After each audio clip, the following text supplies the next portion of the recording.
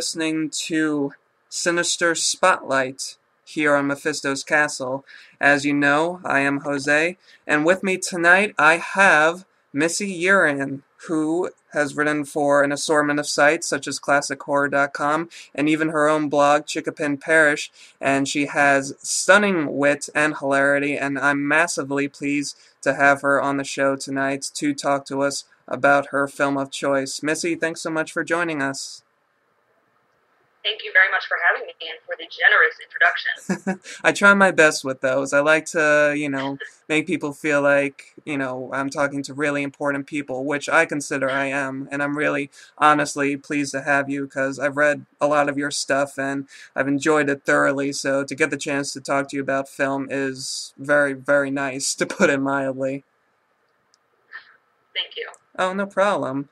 Well, just for those of you who are curious and haven't already read the post title for this entry, the film that we have chosen for this entry of Sinister Spotlight is none other than the infamous Last House on the Left from 1972 by Wes Craven. It's a very controversial film, to say the least, as much as it is now than it was when it was originally released, and the controversy and hopefully a lot of other things we'll be touching upon in this episode. So, to get us kind of started off, Missy, I know that the plot itself is pretty much well known amongst horror fans, and I'm sure a lot of the listeners are already familiar with it, but just for the sake of clarity and for the benefit of those who may not know what this movie is about, can you give us a rundown of the film and exactly tell us what happens in the story? Sure. Just to keep it brief, Sure. A band of 4 fugitives kidnaps and rapes and murders 2 young girls, only to find themselves the victims of vengeance when they turn up at one of the homes of the parents of the girls seeking help. Alright, she's not capsulizing that really for our benefits. That is really honestly all that happens in this movie. Not to say that it's boring or anything like that, but the premise itself is very basic, and story is not exactly what anybody is, the filmmakers are trying to impress us with here. So that is really the storyline of the film. Well, knowing that, I wanted to ask you, Missy, how exactly did you first come into contact with Last House on the Left, and was it a traumatic experience for you at all? I actually saw it for the first time in college. My father and I sort of have this back and forth relationship with film, and he had mentioned it to me a long time ago, and I just never saw it, and eventually picked it up on VHS with my best friend. We watched it together, and our immediate reaction was actually pretty violent hatred. We both really disliked it, and I felt Really? sort of abused by having watched it. But my opinion has since changed pretty dramatically. You didn't call like child services or anything like that? No. Okay. No. All right. Well, that's good to know at least. But well, you say that your opinion has changed. Well, first to cover the first part of that, you say that you and your friend had this really adverse reaction to the film. What exactly stirred that response in you? What elements of the film made you pretty much revile it so strongly? It's really, truly an extremely sadistic film Mm-hmm. in every single way. I mean, every person experiences sadism and commits sadism. And it's the most transgressive film I've probably ever seen. And I think at that time, I just was not nearly as seasoned as I am now. And I do feel also very strongly that Last House is a film that has to be viewed more than once. Yeah, I would agree. Because it's hard to really overcome your initial reaction to it. Yeah, I don't know, I just... No, well, you're right in saying that. I myself, just to touch on my experience with it briefly here, I saw Last House on the Left on Netflix Instant Watch, if I'm not mistaken, a good about 6 months from the time of this recording, and I didn't quite hate it for the reasons that you mentioned. It just didn't. I basically, in a nutshell, I just thought it was a poor film. To be quite honest with you, I just, thought it was very amateurish, and I didn't like really anything about it. I just thought it was, and it could be the fault of going into it with a certain set of expectations, which I think might have contributed to that. But I just thought it was this poorly made film, and it was just a mess. It was a hot mess. It wasn't even a hot mess. It was a cold mess. And it just didn't sit right with me at all. But like you, I myself almost had a complete reversal in what I thought of it upon my second viewing, which I did a short time before this recording here. And I didn't love it the second time around, I should clarify, but I didn't hate it quite as much as I did the first time. And some of the things that seemed poorly contrived or just they were just bad. Those elements that I thought were those things the first time around, I actually thought they were slightly clever, which is it's odd to think so strongly about one thing the first time around, and then to think there's actual wit or something, there's some form of intelligence going on behind here. It's not just a mindless piece of garbage. Yeah, I definitely agree. It took at least a couple more viewings for me to come around to being a huge fan, and I actually do love the film now. It's one of my favorites. Yeah. I watch it that frequently because it's too difficult to watch frequently. But I actually think it's very important as well. Oh, really? In what ways? I think for one, this is sort of judgmental, but this is how I know that Wes Craven can make something truly terrifying. Because for much of his later career, he hasn't been doing that. Yeah, unfortunately. And I feel like he was stripped down to just ideas when he made this film. He had no resources. He had a bunch of porn stars and no resources. And this is what he came up with. And I think that it's pretty incredible. And maybe it's the combination of him and Sean Cunningham. I'm not really sure, but he's never made a movie this powerful since. I think the majority of fans could probably agree with that statement for sure. I don't think not even Nightmare on Elm Street has culturally affected as many people in a profound way, I should say. Of course, the Nightmare series has been very successful, but in an emotional way, I don't think any of his films have left quite a mark as much as Last House has on a lot of people. Yeah, and I actually think, in addition, it stands alone as being possibly the only rape revenge film that doesn't universally offend women. Yeah, and I know that this is really unpopular of me to say that this is almost like verging on a feminist film, but I actually do believe it is. Well, yeah, you mentioned in a previous conversation that at least compared to some of the other rape revenge movies that came out around the same time, Last House looks like the most feminist one in the whole group, and the one on the polar side of that spectrum that you mentioned was the original I Spit on Your Grave. Lord, yes. Yeah. That movie. Well, I just can't excuse it. I don't think anybody can. I mean, the director seems like he tries to excuse it as much as humanly possible, but that's the one, what I mentioned before, that seems to be one of the few Grindhouse era / video nasty type films that, from what I've seen, still seems to offend as many people as it did then now. Because you hear people, modern audiences, horror fans that I know of who watch it today, and, they just think it's disgusting. There's no redeeming value about it whatsoever. Like you mentioned, there's a scene which should really be called an endurance test that lasts about 26 minutes, and that's the rape scene, of course.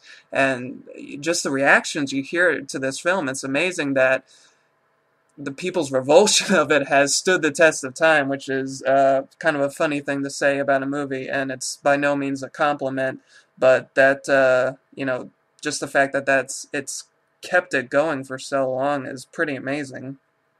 I actually, I feel like the great barometer of what is the decent rape revenge film is looking at Ebert's two original reviews of these films. Mm-hmm. And what he had to say about I Spit on Your Grave is he said it was a vile piece of garbage. Yeah. And what he said about Last House on the Left, he said it's a nasty little film that's about 4 times as good as you think it is. That's He actually interesting. really likes Last House. Yeah, and that is kind of funny coming from him of all people. Just because I remember watching a clip of his review of Silent Night, Deadly Night, which is by no means anywhere close to Last House, really. But just the idea of it, of them kind of breaking these, you know, cultural and social taboos, where in Silent Night, Deadly Night, it was the image of this kid-friendly figure, you know, basically going around killing people. And in Last House, you know, you kind of have that same, you kind of have the same ideas where, you know, these vicious criminals are deflowering these basically innocent young girls. It's kind of funny that he would have such a, you know, disgusted view of one movie, and this movie he you know, it seems like he has a lighter sentence on it, at least. Yeah, I think part of it is the degree to which the rape scene is intended to titillate. Because it I mean, it is intended to titillate and I Spit on Your Grave, and it really is not in Last House. It is meant to repulse you. Yeah, definitely And so, that, for to me, sure. is like a huge difference.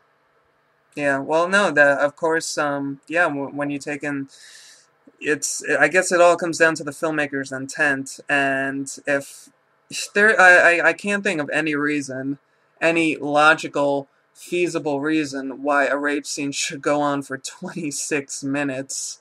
D- Something really important has to be going on if it's going on for that duration of time, and that goes for any scene, really. If you're focusing on Yeah. this one thing for 26 minutes, then that has to be really, really important.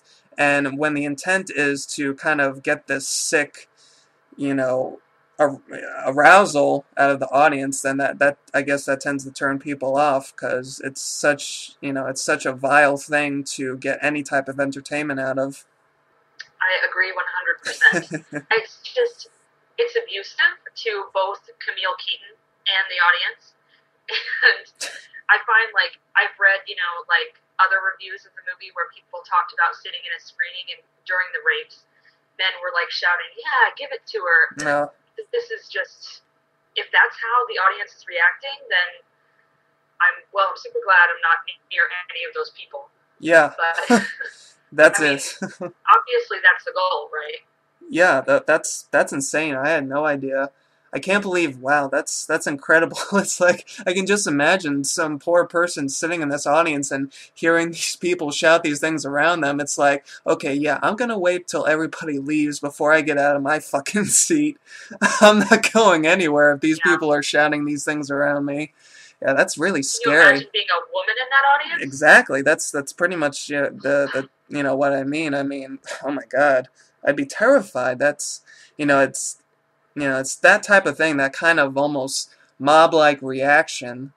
That, you know, that's one of the things just in life that scares me the most, when, you know, people get this.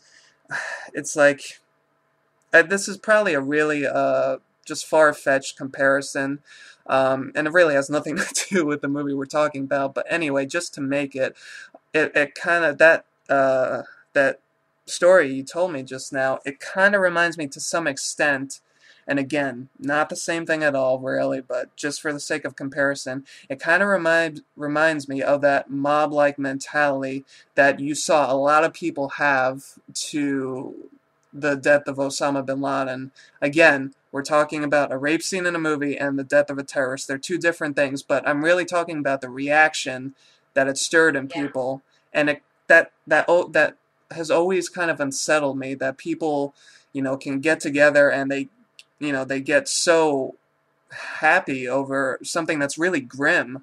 You know, where in the case of, you know, Osama, it was a death, and then in the story that you told, it was a rape. It just scares me how people can, just get together and start grabbing their torches and their pitchforks. That's one thing that has always terrified me about basically people in general. Yeah, I agree 100%. When I saw the reactions people were having to the death of Osama bin Laden, I couldn't help but think like they must have some cartoonish sense of life and death to be Exactly. able to celebrate someone's death like that. I mean, that's a life. Whether or not you value that life, it's not yours to take, and it's certainly not yours to get about.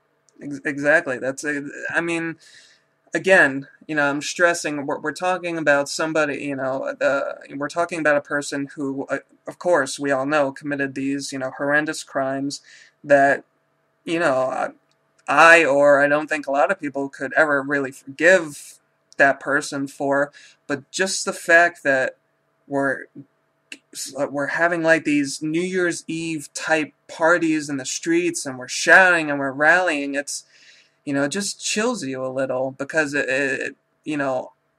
deep, deep down, it makes you wonder, you know, is, I don't know, it just scares me because it makes me wonder, like you said, they have this kind of warped, they have this warped value on what, constitutes a human life. It makes you wonder, in a nightmarish sense, man, if a bunch of people really hated me, they could have as little thought about my death as somebody like that. If they're in this whole collective group, just I'm not sure if I'm making any sense right now, but I kind of feel like you might know where I'm getting at. I'm not sure if any of our listeners do, so I apologize. But just like I said, that mob mentality and that warped sense of what constitutes a human life.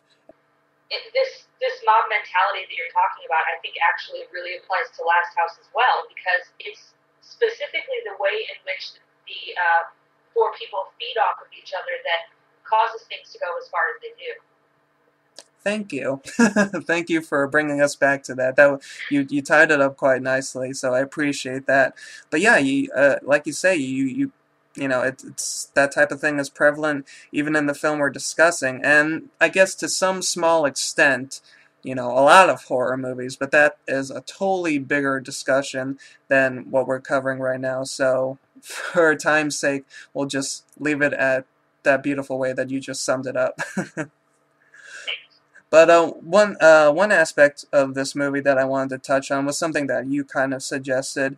This isn't the first time that we've seen this story interpreted in film.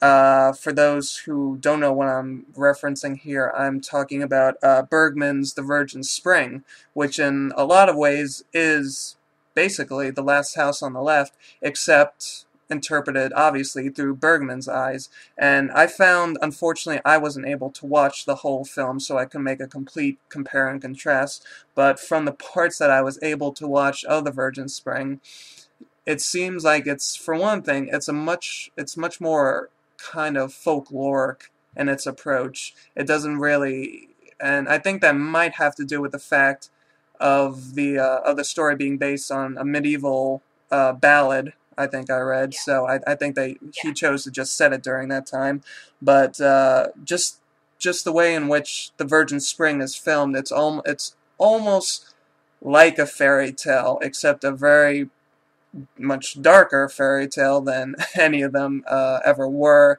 as opposed to Craven's film, which of course is modernized, and it being filmed at the time it kind of has the look and feel of a Grindhouse picture. So you got these two diverse interpretations of the same basic story, and I kind of just wanted to get your views on how the two films stand together side by side, really.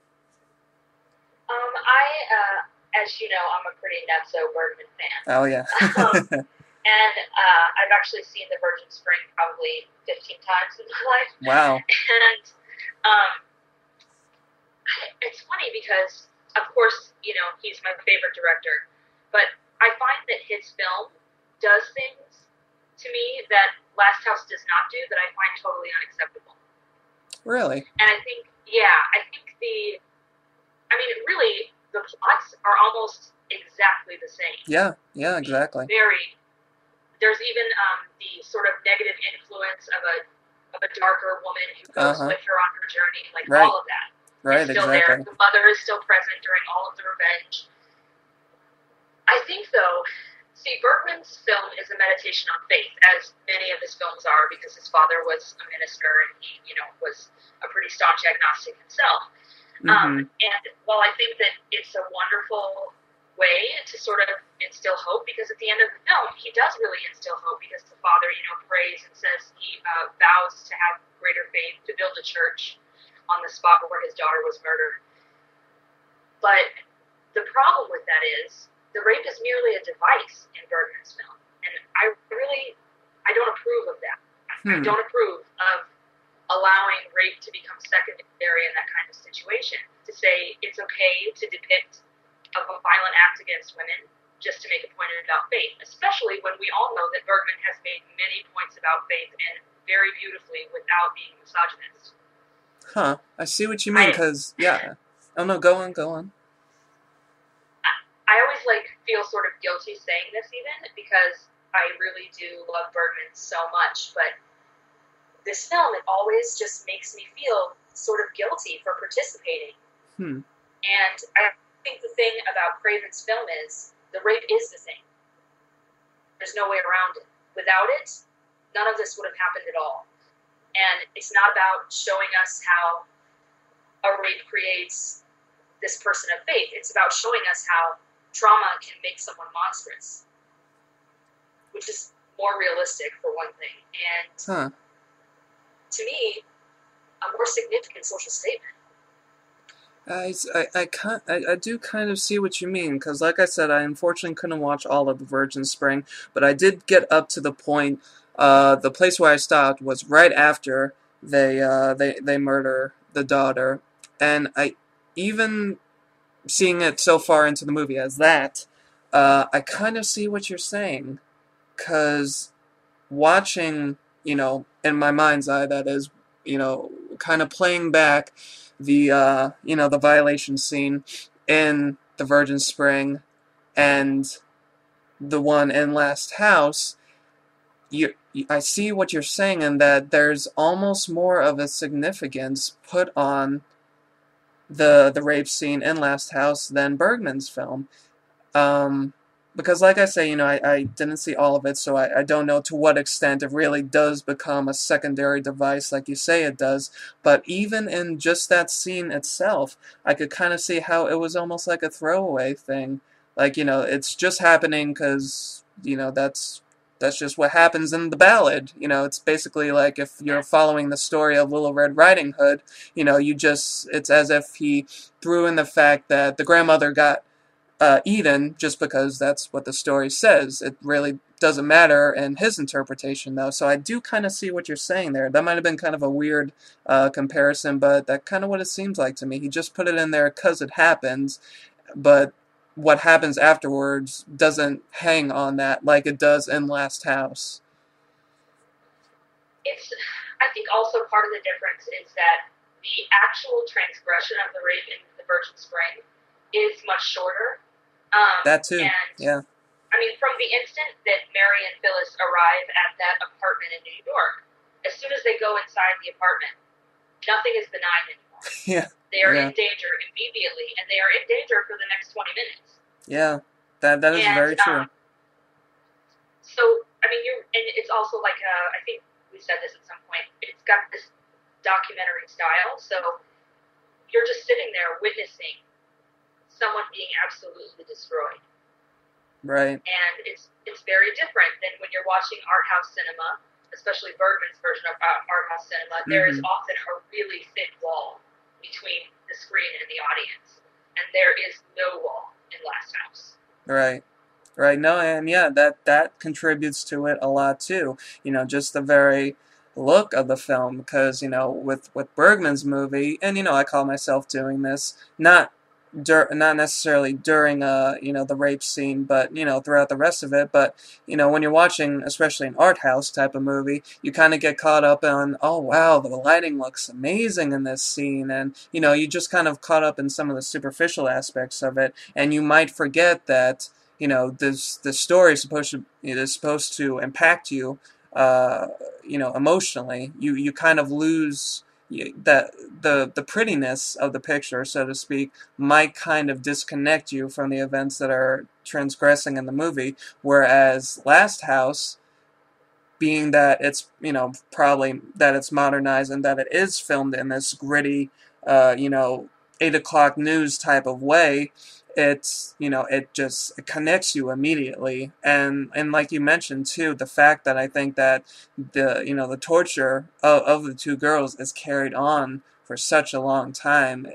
I think that adds to just how invested we become in the characters, because we're watching them through this terrible journey that we could practically imagine ourselves in. Whereas in the Virgin Spring, it's you're basically watching the wolf following Little Red Riding Hood down the path, and that's it. You're just kind of being read a bedtime story, even though Yeah. it has a horrific rape in it. Yeah, it's similar to like people complain about John Cassavetes. They say his films often feel like actors' exercises. Uh-huh. It's sort of the same kind of thing with The Virgin Spring, I think. And I would never suggest that it's not a great film. It's definitely a great film. It's just what it accomplishes as a film, I find less important than what Last House accomplishes as a film. Yeah, it's a very bold statement, but in a way, I do agree. I do agree with you, honestly. So, for those die-hard Bergman fans out there who might be listening, sorry, but when it comes to this, I think Last House kind of wins by a hair, at least. Yeah. And But for the Bergman fans out there, I'm one of you. Please don't judge me. so no, yeah, we're being totally honest here. So I myself have yet to become acquainted with most of Bergman's work, but I really enjoy what I've seen so far. So I have no reason whatsoever to hold anything against him. So don't kill us. But one of the things I wanted to discuss as well is something that we kind of hinted at, and what we've already said. I wanted to ask you what your opinion is of this. Do you think, and we're just, for clarification, we're just talking about Last House here, do you think this film and films like it can be viewed as entertainment at all?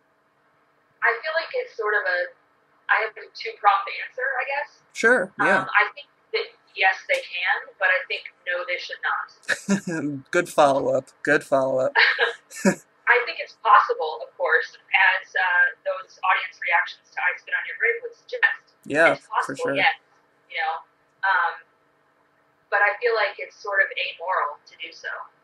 Mm-hmm. And I'm not going to say immoral because it's not immoral, but it is amoral. It Right. shows a lack of, I don't know, some understanding of right and wrong, if you believe in right and wrong at all, which of course I do. I don't Mm-hmm. necessarily believe in evil. Yeah.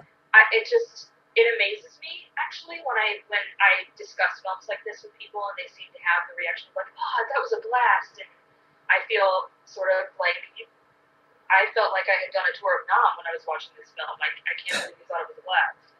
You know? Yeah. It's amazing to me how easy it is for some people to emotionally disconnect from the proceedings on the screen.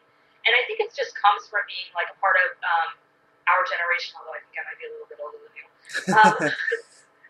Close enough. Close enough. Where, yeah, we grew up with screens in front of us. Mm-hmm. And as a result, we sort of learned that anything we take in through that screen, it's not really dangerous. Right. But people who watch films with a critical eye eventually realize that, yes, everything that's happening on that screen is dangerous. Yeah. And I guess I have a pretty great respect for what happens on the screen. So I would be very careful about viewing a film like Last House as entertainment. Yeah, I pretty much have the exact same opinion as you do.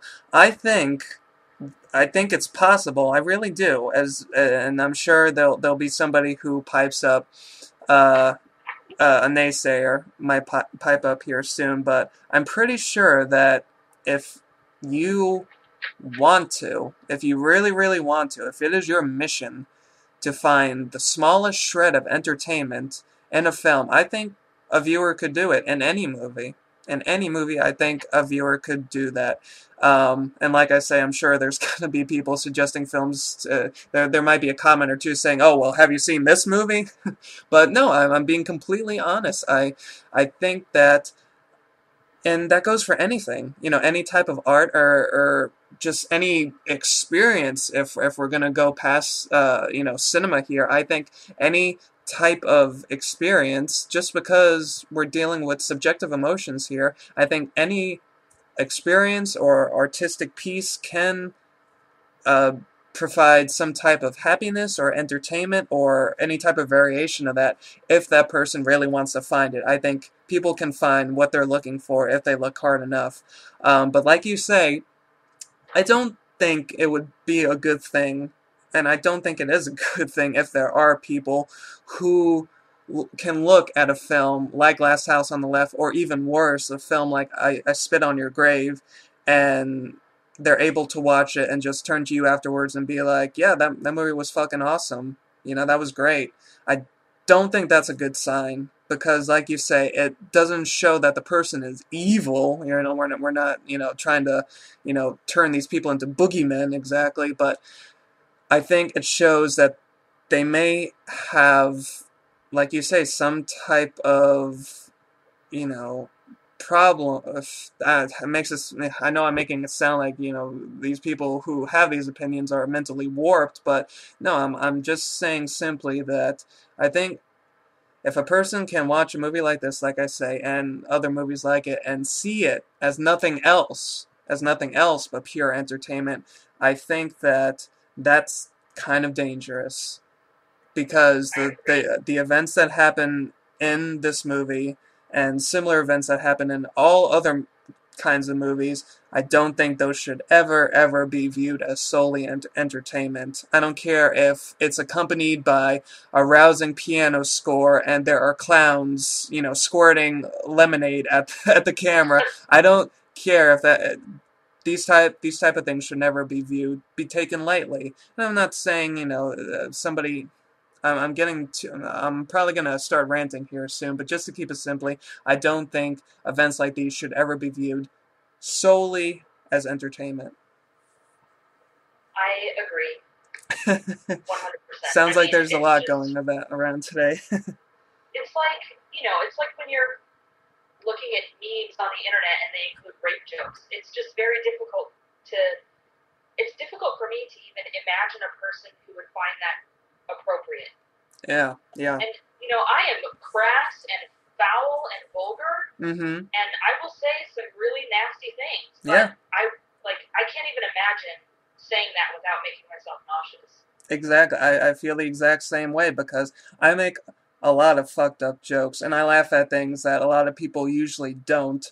Um, but the one type of joke that I've come across that I've never been able to really stomach, basically, is like, there are jokes concerning, I can't remember specific names, but there are some really upsetting jokes that concern real rape and murder victims, and there'll be something along the lines of, hey, what does so and so have in common with a sunken submarine? And the joke is, they're at the bottom of the ocean and full of semen. That is really inappropriate, and I feel bad just reading those, and God forbid I just nod my head, because I can't even muster a laugh or a smile. It's just that type of thing. Just that's no, that's bad touch.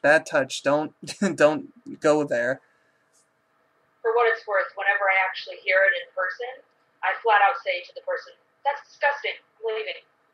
Yeah, and thankfully, I've never had anybody tell me one of those jokes. I don't mean to sound too modest about myself, but I consider myself a pretty nice guy, and I can't imagine what I'd be forced to do if somebody told me that joke, because I really hate hurting people's feelings, but I'm not sure if I could continue talking to a person if they, held such a light view about, a rape victim. I sort of feel like once they're willing to say something like that, their empathy is sort of reduced to the level that I don't think saying that you find that joke disgusting would really affect them on an emotional level at all. True. That's a good So, point, actually. So I'll have to keep that in mind if some creep tells me a joke like that. Well, moving on from this is a pretty heavy topic, so we're getting pretty cerebral here. So if you're with us still, then just get ready for some more stuff here. I also wanted to ask, kind of moving away from the ickiness of the movie anyway, how do you personally feel that Last House on the Left stands as a representation of the era in which it was filmed, the kind of post-hippie, going into the early 70s era? I actually think it's a pretty good representation, kind of a nice little time capsule even, Yeah. and something I think that we could be slightly more proud of than if we would have allowed other exploitation films to go into the time capsule instead Yeah. of it. Just because, as I've said, I actually think that there's real content to this film that is missing in a lot of other films, Mm-hmm. and I also find I know that Wes Craven said at one point that it was sort of a discussion of post hippie era Vietnam War situation, Right. and I actually find that to be sort of silly. I don't think it makes any state it's weird. I find that most of the things that Wes Craven says about this film, I'm like, dude, you don't do that at all. And I've tried to figure it out, and I know that at the beginning, Dr. Collingwood gives Mary that peace sign necklace, and she's clearly a hippie. Right. But I feel like it's closer to being a statement on class. Okay. Than it is, and I find that particularly interesting. In like you said, in the post '60s era, and around the '70s is when everybody was starting to really realize the class divide. Mm-hmm. Yeah. And I find it pretty interesting that, of course, there is all this commentary when Krug and Sadie and Weasel and Junior get to the Collingwoods' home.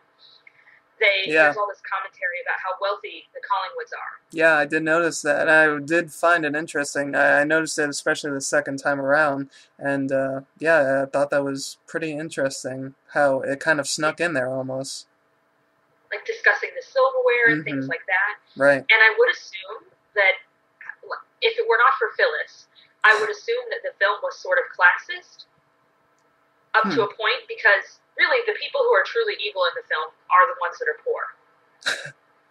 And personally, I really take issue with constant representations of poor people as criminals. Yeah. Probably because I was raised working class and I just have a lot of Roseanne era pride. But I find that it's sort of mitigated, one, by Phyllis, who is herself poor and the child of a criminal, in fact. She makes that joke. She says, Yeah. my parents are in iron and steel. My mother irons and my father steals. Yeah. And, of course, she knows exactly where to go in the bad New York neighborhood to buy drugs and things like that. Yeah, because poor people But just when it know comes that down stuff. to it, yes, of course. We all do. Don't you know that? Yeah, I know a guy. I can go downstairs right now and sniff out some weed. Awesome.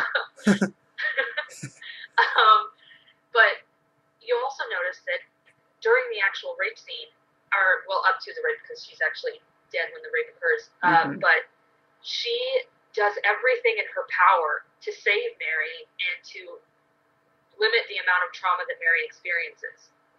When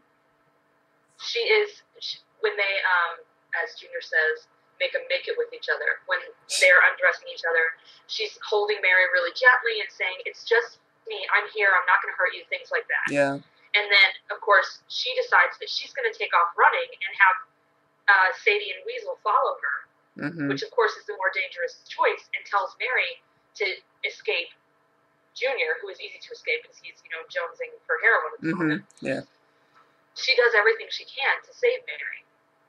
And then I feel like it's further corrected when the Collingwoods then decide to give in to their baser instincts and behave the same way that Krug and his gang did.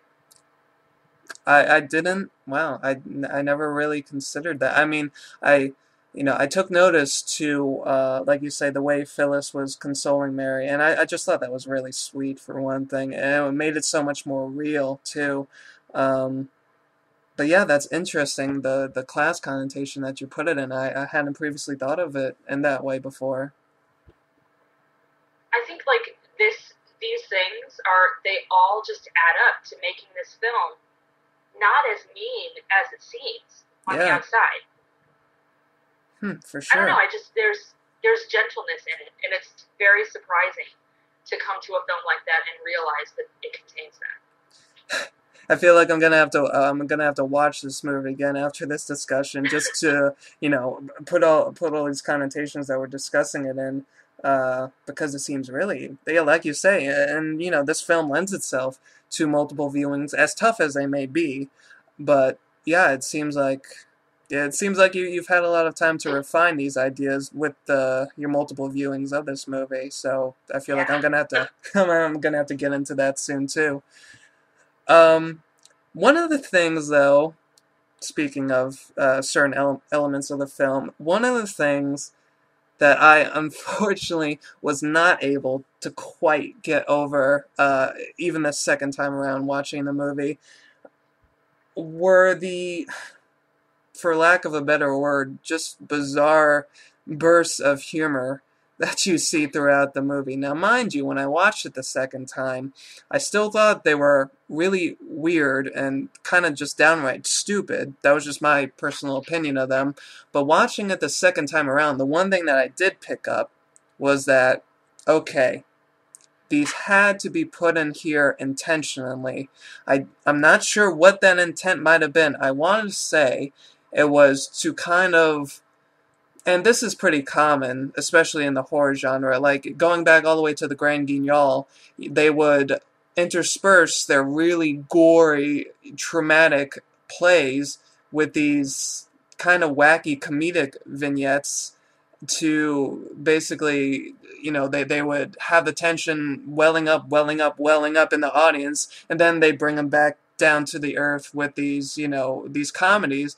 I kind of feel like that's the type of level that these moments are working in Last House on the Left. And just again, for clarification's sake, I'm talking about the segments where we're subjected to the town sheriff and his lunk-headed partner attempting to solve this kidnapping case, and it's just filled with not only some pretty blatant racism, but it's just the bumbling type of hee-haw humor that I just cannot endorse at all. But I Yeah, basically, yeah, go ahead. the humor itself is just not funny. Yeah, I feel like it's possible. It's possible that it's humor of a different generation that I just don't necessarily access all that well myself. that could be it. But I feel that Wes Craven made the choice. Wes Craven and or Sean Cunningham, whoever made that choice, Mm-hmm. made that choice for one reason. But I actually think it serves a totally different function that they didn't intend. I I think he does it in that whole like Michael Haneke implicate the viewer sort of way. That what you do essentially is you find yourself in these moments laughing, and then there you are watching Krug carve his name into Mary's chest, and all of a sudden you feel really guilty for having just laughed 10 seconds ago while this is happening. Right, right. And I feel like that might be the goal, but I actually think what it does instead is really destabilize the viewing experience. That's for sure. Yeah, I can admit that much. Generally what you would do in a film like this is you would feel revolted and upset or terrified consistently. From the moment they walk into the apartment in New York, you would feel that way. Right. But in this case, these moments occur, and they break that tension to such a degree that it's almost as if you feel some sense of relief, but then you fall back into it, and it just complicates the viewing experience so well, and it gives it this multi-layered, like, very dimensional, it's very dynamic experience watching the film, I think partially because those scenes are in there. Right. And I agree with you that they're sort of unbearable to watch sometimes, especially the one with Ada in the chicken truck, because Oh my that God. really is just racist. That's And it also terrible. contains a fat joke to make it even worse. Yeah, it's terrible. I feel like I'm watching like a Wayans brother movie or something. It's just horrendous. She's literally missing teeth. I mean, she is missing teeth.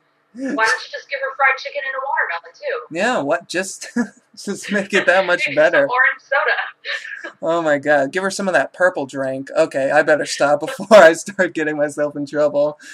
But yeah, the comedy itself is just horrible. But like you say, its effect is still there. I think as which is saying something, I guess, because you're the comedy that you're displaying can be trash, really terrible, but when you kind of meticulously place it the way you do in a movie like this, like you say, it just destabilizes the whole thing. It's the placement of them I give props for too, because like you mentioned, the fact that we're at least, groaning, because I'm thinking that's what most people are doing when they watch this.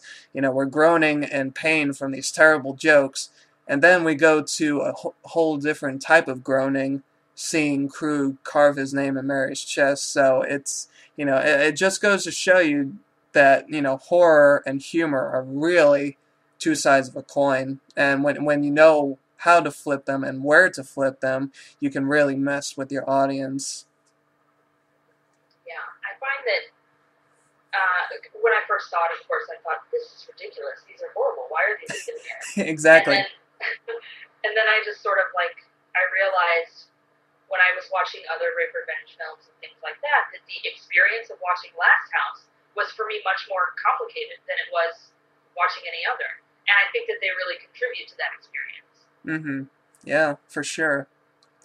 Um, One thing I wanted to mention as well, it goes without saying that the criminals, Krug and the gang in this film are, to put it mildly, pretty savage. When I was watching it the second time, though, a funny thought kind of came into my mind because I was thinking back to the high school English classes of yore that I took, and I remember one of the things that I was taught was that an antagonist in a piece can be anything. They can be another character, it can be an animal, or the one phrase that stuck in my mind while I was watching this movie was that the antagonist can be a force of nature. And the reason why that kind of stuck in my mind was because, to me, Krug and his gang are really subhuman. Especially seen when Krug rapes Mary, and just the way he is like snarling and drooling on her face, like this, animal, this beast in heat. It's just really unsettling. I basically wanted to ask you, do you personally view Krug and the other criminals as simply depraved characters, or do you think they almost kind of reach the status as being these just killing forces of nature, or at least animals? It's sort of funny. I sort of always thought of them as children. Huh. Okay. I feel like they're really naive and they do not understand the consequences of their actions. I mean, yes, they understand logically that if they kill someone, that person is dead, but I don't think they understand what that means. I see what you mean. There's so much joy in what they're doing. It's as if they're playing and they're just sort of learning their limitations and testing their boundaries. And of course, there is no force, enforcing those boundaries. So they just keep crossing them and crossing them and crossing them. Right. And that's the way I've always seen them. But what you're saying, I actually think is sort of, I would agree in the remake actually, Okay. because that sense of wonder that they seem to have at every act they commit is completely gone from the remake. The remake is really just, they just keep moving forward. It's just a relentless wall of action. Right. But it's comes from a place of hatred. It's a force of destruction, which is essentially like the greatest force of nature, the force of destruction. So I would agree in that case, and I guess I would at least a little bit agree that, of course, they would represent disruption to a certain degree, and the Collingwoods, who at the beginning you believe represent creation, then of course shift and begin committing acts of violence and become forces of destruction all around. Right. Well, that's an interesting view, especially I hadn't thought of them as being children, but when you said that, the first thing that came to my mind was that first of all, that makes complete sense, especially when you take into mind that they were punished. At least Krug and Weasel, they were punished for the crimes they committed by being sent to prison, obviously. And I couldn't help but think, the minute you said that they're more like children, was that Krug and Weasel and probably, Sadie Jr. probably thought that was nothing more than just a timeout. Okay, we're just put in the corner here for a few seconds, but once we get out, we're gonna go back out and play and do our thing, and there's nothing that the grown-ups can do about it. So that was the first thing that came to my mind when you put them in that child connotation.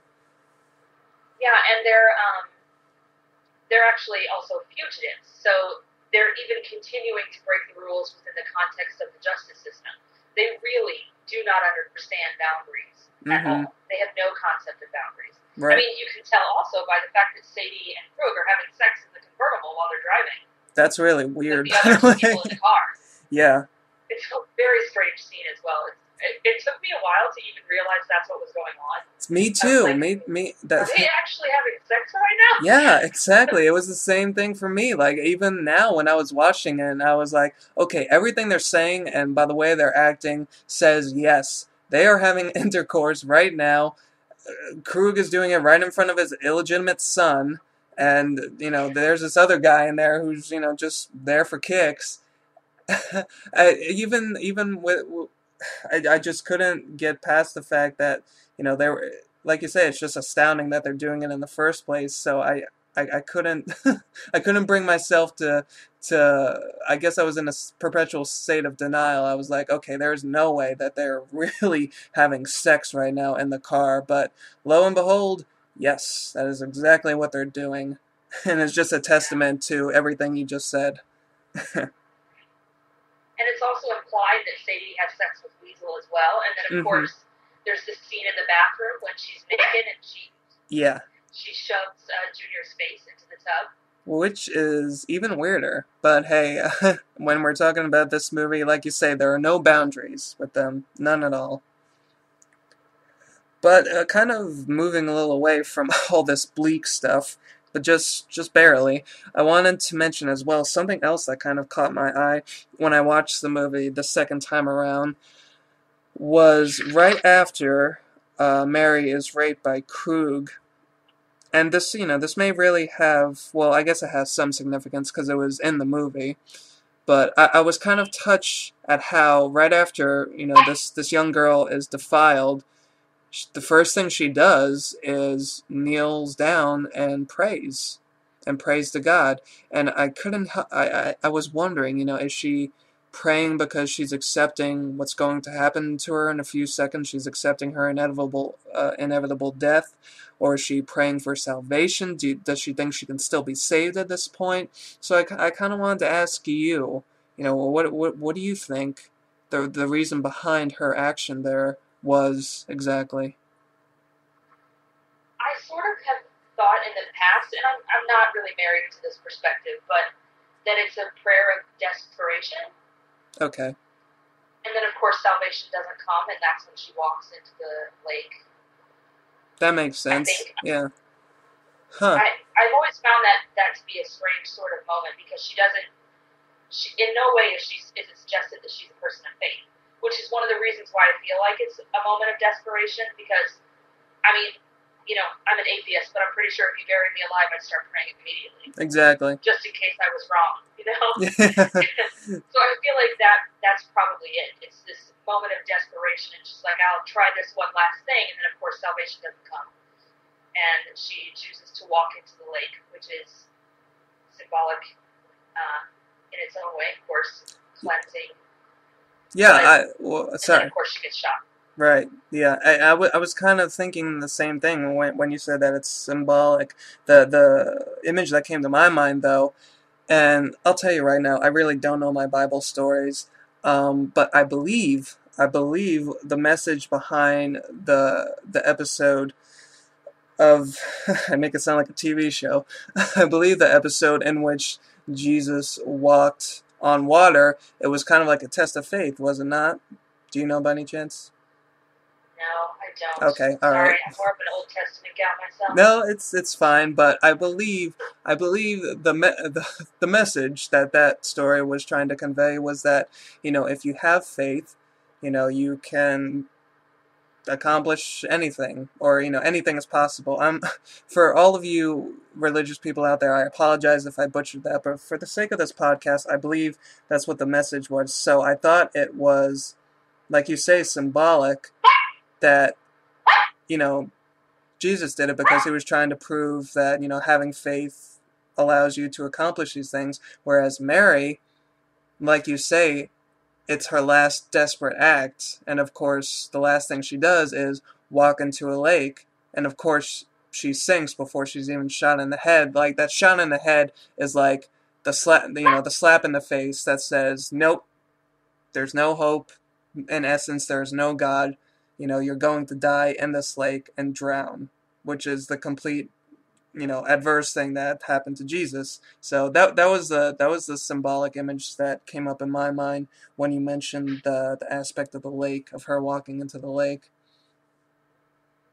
Yeah, it's I mean, obviously the water is also like baptismal, Right. and she would become a part of God's company, and then foreseeably, if she were a person of faith, she wouldn't have to die in order to do so. She would be reborn for baptism, and but of course, she can't be saved by that, because as soon as she enters the water, her life ends. She doesn't even get to submerge herself, which of course is necessary for baptism.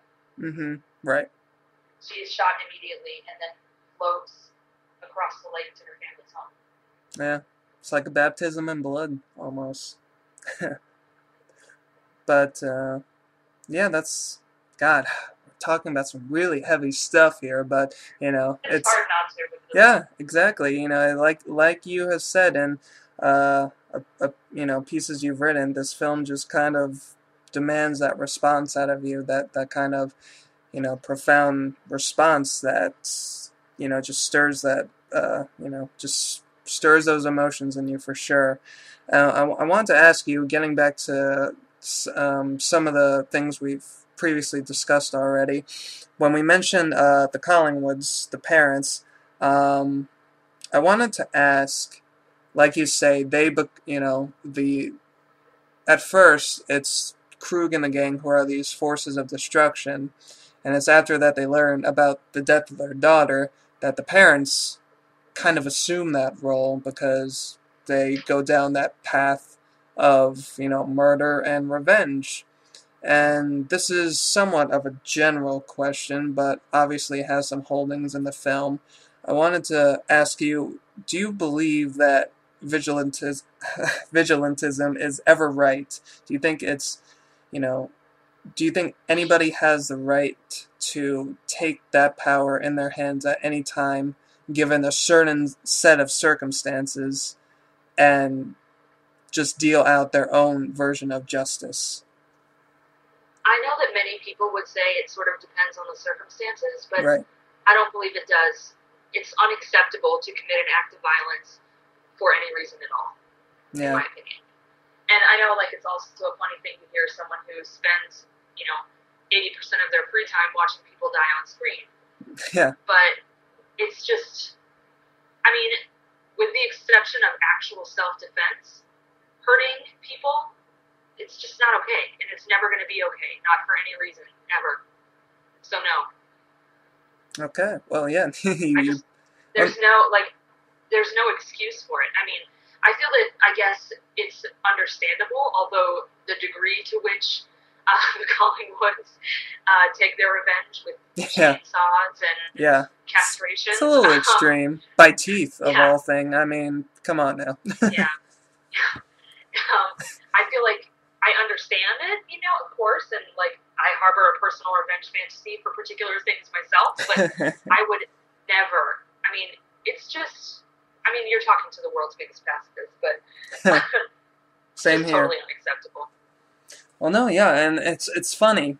It's funny how you kind of mentioned it in passing, how, to some people it would seem ironic how people like us, who who basically fill up most of their free time with watching a lot of depictions of death, a lot of variations of how death can be carried out, would have the opinion that we do of it, and I have the same opinion as you do. I can't, I mean, trust me, it may sound kind of weird, but I put myself in these, fantasy scenarios of what if this were to happen, what would my reaction be? And of course, the first thing that comes to my mind was, I would bust out the tools, and I would want to get revenge. That's what I would want to do.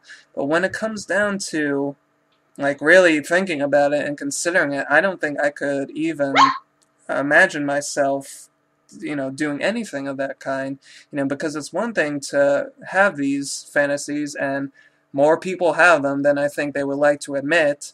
It's one thing to have these type of thoughts, but to actually carry them out is, of course, I don't need to tell you or anybody else, is another thing entirely.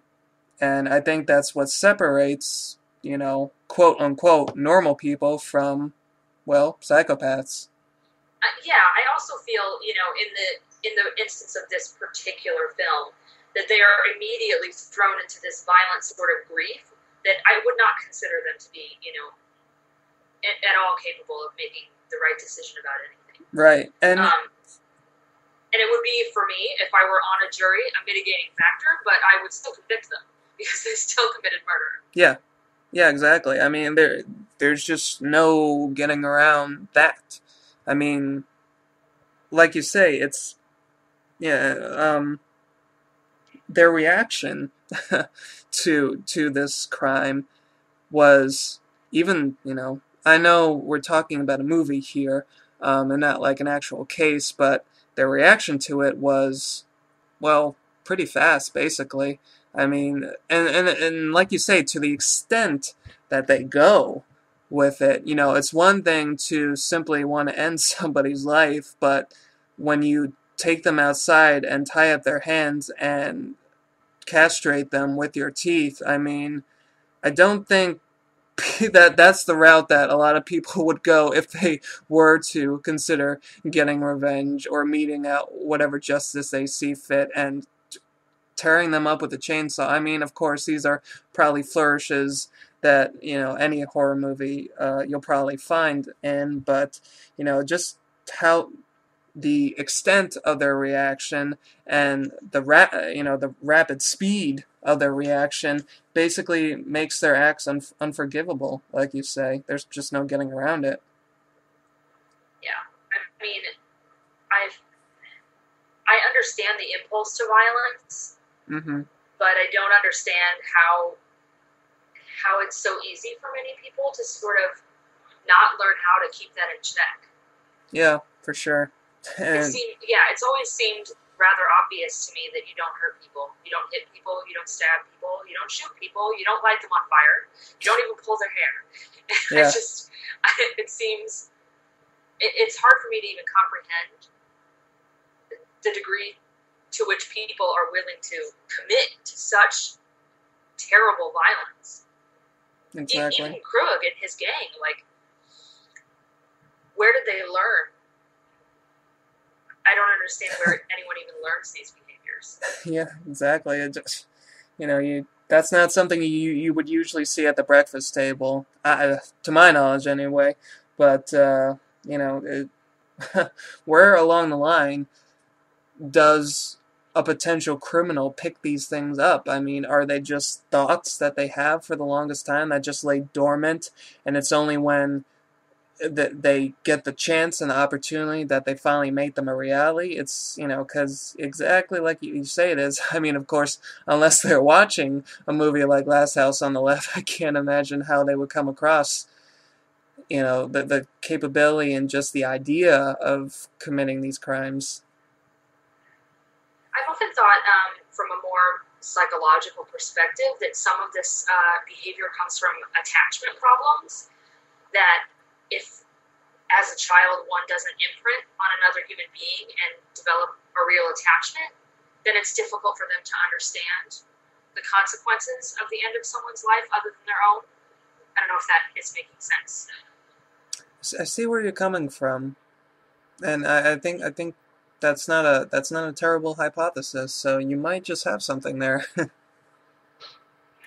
I know that like lots of children who have attachment disorders that aren't treated can become relatively violent. I mean, it's not, of course, not universal, but Right. untreated attachment disorders are definitely big problems.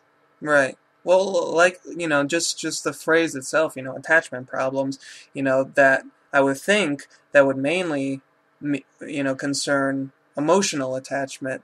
If you don't have the ability or the opportunity, like, based on how you grew up or where you grew up, if you don't have the opportunity to make that type of connection and attachment with somebody, then, and especially if that takes place during your developmental years, how are you, you know, how are you going to be able to cope with making attachments when you get older?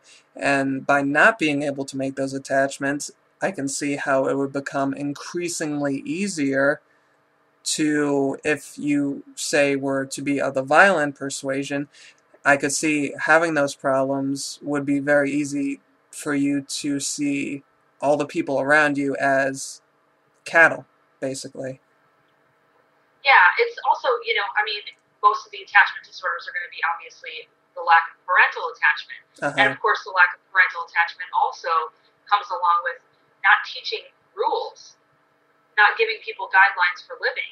And if you already lack guidelines for living and you have yet to understand what it means to be attached to another human being, of course, you probably wouldn't even understand what it would mean for someone to die.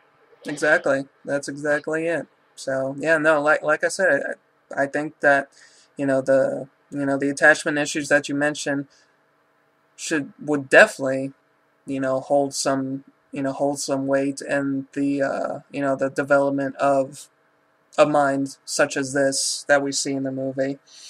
And kind of going along the crimes that are committed in the movie, like we mentioned before, just the manner in which Last House on the Left is filmed, uh, it basically feels like it's a documentation of actual crimes that took place at some point in time.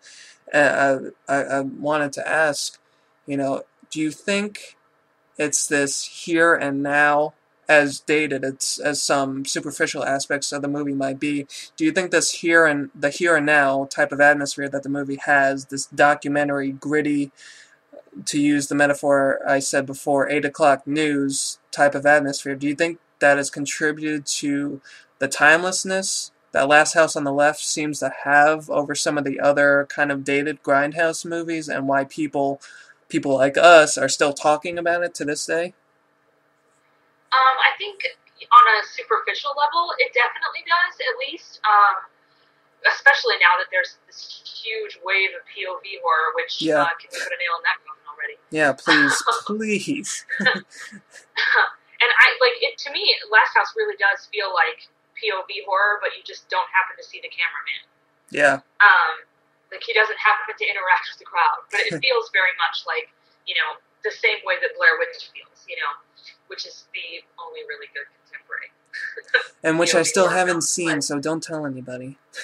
Oh, it's a shame because it's really better in theater. Oh, damn me for being so young. God.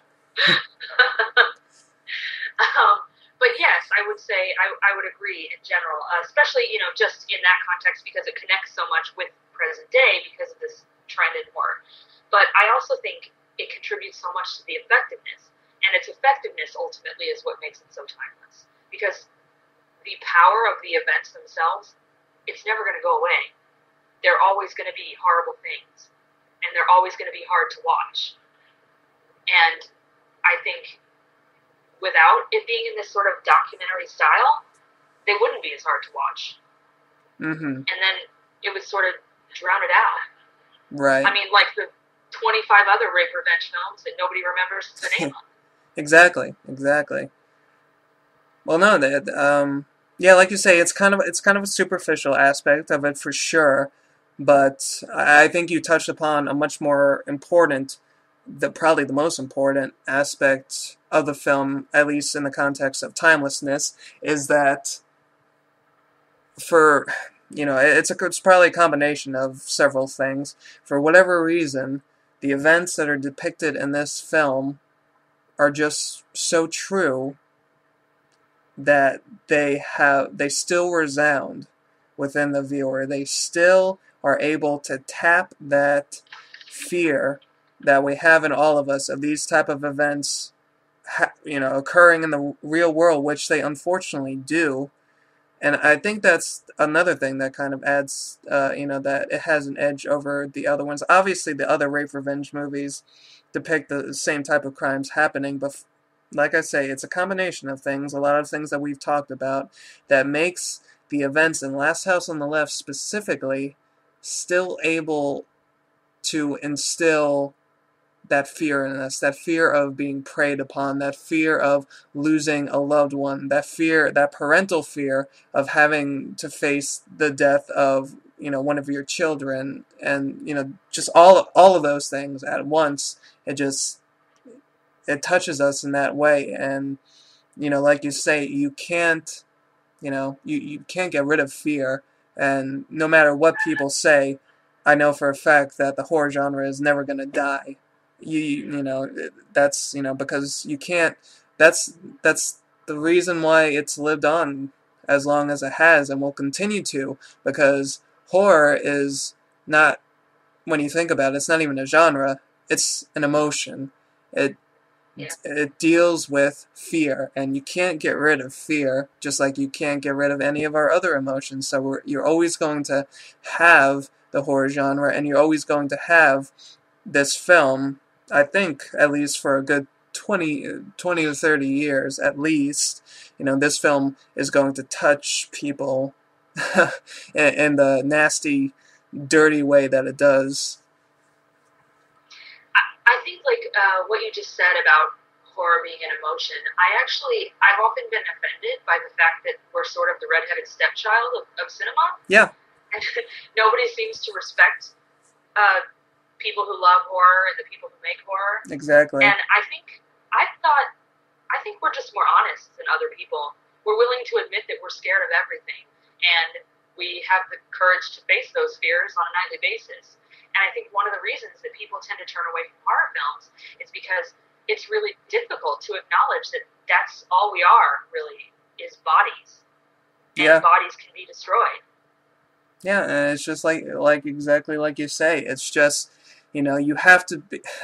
Horror is a genre that forces you to be honest with yourself, and it's a humbling genre.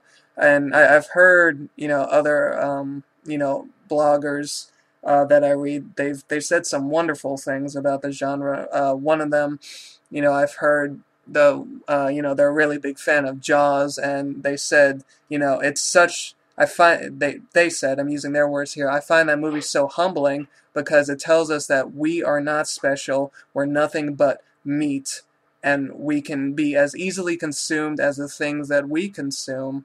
And going back to the whole red-headed stepchild aspect of it that you mentioned, another blogger that I admire said that horror is the genre that studios are most happy to make money off of, but are least happy to brag about. So yeah, it's probably true. Yeah, it's such a complex genre, more complex than people give it granted for. And if people took the time to, basically immerse themselves completely and as honestly as a lot of us do, then I think they'd be surprised by what they find. And it's okay to, that's the thing that, like you say, I think people are just afraid of it. And with us, it's like we're telling them, you know what, it's okay. It's dark and it's scary, but it's okay to be scared. There's there's Go ahead. No, sorry. Oh no. At the same time, horror films are very honest about what human beings are really capable of. And I live in, of course, the East Coast liberal elitist world right now, and I hear people, like judging constantly and saying like, I would never do that. And you think to yourself, is that really true? Would you never do that? Mm-hmm. I think that all And the time. All the time. I feel like every horror film I watch makes me question a little bit my own humanity. And I feel like it's good to keep questioning your own humanity. Yeah. It's the only way to ensure that you do remain humane. Exactly. Especially with really, the more profound, and it varies for everybody. One person may find one horror film more profound than the next, but I find the movies that are really profound for me are ones that basically make me question and discover something different about myself. Like you take, I know we're kind of veering off from the subject here, but when you take a movie like Martyrs, for example, that made me really start questioning, maybe start realizing, I should say, that yeah, I'm afraid of, the prospect of an afterlife. I should say I'm fearful of the prospect of there not being an afterlife, because just to really quickly describe the final scene, when the character, I'm not spoiling anything here, so sorry, when the character has that moment where they apparently look into, the great beyond, the abyss, so to speak, and you see them, their eyes are completely glazed over and they're looking into this great beyond.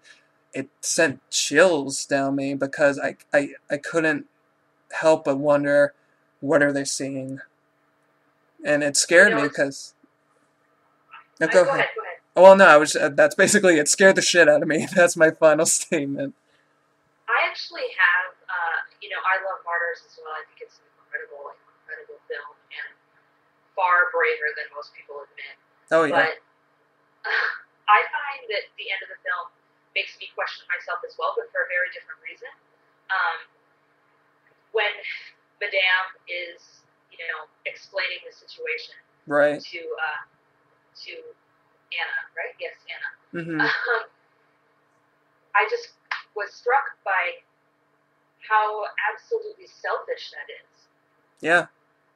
How her fear is motivating what can only be described as the worst of all possible situations for Anna.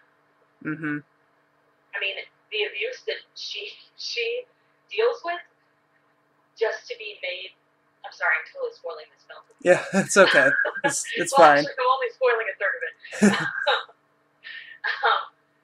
It's incredible to me that to gain a certain kind of knowledge, she would go through, and you have no idea how many women that she's gone through to get this information, and unsuccessfully. And of course, there's the woman with the blinders, which, oh my God, just looking at her, it's terrible. One of the most upsetting experiences I've ever had. It's incredible, though, to me, the selfishness that drives that, and the fear. It's really fear that drives the action, because she knows that she's approaching the end of her life, and wants to know what's at the end because she's terrified of death.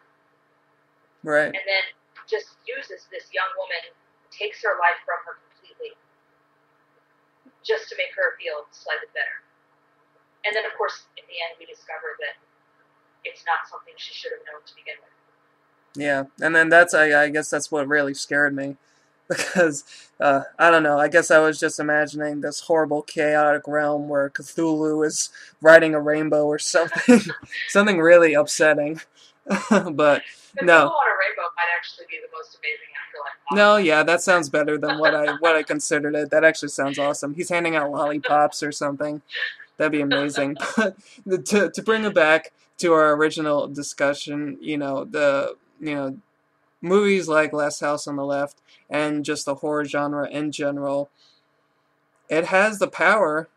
There are filmmakers out there who are willing to, go into these forbidden realms. It has the power to, not only resound within you on, the surface, but it can really probe deep and make you find out something about yourself that you might not have previously known, which is an amazing thing.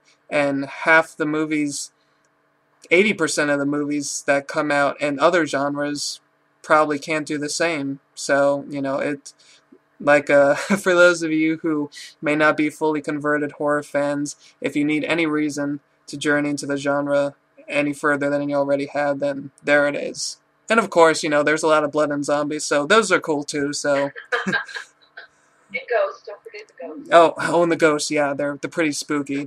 They wear these sheets, but I guess in a way that kind of puts a nice cap on the discussion of Last House on the Left. But right before we finish, to kind of wrap it up completely, I wanted to ask you, as I do all the other guests, why did you choose to spotlight Last House on the Left for our episode? I know we kind of touched on a lot of things in this episode, but to kind of summarize it, what is the basic reason why you picked this film? I actually I had a lot of films that I was considering. Yeah. But when it comes down to it, I find that Last House is incredibly complicated. There's just so much to it. And I also find that it's very misunderstood. Mm-hmm. Yeah. Not so much that people don't understand the meaning or anything, but that they see it once, of course, like we did, and have a negative reaction and then never go back. Right. And I feel like that's very unfair to a film that has a lot more to say. And I just thought, why not? It's one that I've always enjoyed talking about, and one that I've always thought, I have brought something to the table in terms of discussing it in the past, and I felt like it would be good to sort of open it up again. And I feel like people they're ignoring it lately, in my experience. Really? Especially, especially in the wake of slasher remakes. I think that's part of the problem. That's all the problem. Really, bad, aren't they? Yeah. Platinum Tunes. You soulless bastards. Oh man, they just suck the fear right out of everything, don't they? They suck. Period. But I guess Last House is a film that has a lot more going for it than most of what we see today, and I feel like it'll be 40 years old next year. Yeah. And it's sort of just time for somebody to stand up and speak out for it, because no one really does, like they'll say, oh yeah, I like that, or yeah, I get that, but it's not really a film that people discuss all that often. Right. Well, we're crusaders in the field then, I guess, and we're making a stand for Last House on the Left, which is, as you say, and I do feel it is, misunderstood, especially, like you say, just especially that even by the second viewing, I think people may be surprised by how they take to it the second time around, because like you say, it's surprisingly gentler than a lot of other movies, and it has a lot of, if you haven't been convinced of anything, just play back the last hour of our discussion and realize that this film obviously has a lot to offer, just in the way of interpretation and a million other things. So like you say, it's got more in store for people than they think, really. Yeah, it's like reading Jane Austen. You get a new joke every page you didn't read the last time. Well, I'm still not convinced about that, so we'll say that for another podcast, I guess. I'm just kidding. But Missy, thank you so much, for joining us for this episode. It has been extremely in depth, more so than I think any discussion I've had so far, and I've really enjoyed getting as deep into this film as we have, and it's definitely enlightening me, and I hope it's enlightening you who are listening. So again, thank you so much for joining us, and I really appreciate you taking the time to talk about this poor misunderstood creature. Thanks very much for having me and giving me the opportunity to get on my Last House soapbox. No problem. Now we've enjoyed hearing you, so thank you again. So for those of you who are still with us after our scholarly discussion on Last House on the Left, I'm Jose, again reporting to you from the Sinister Spotlight here on Mephisto's Castle, and I wish you a good night.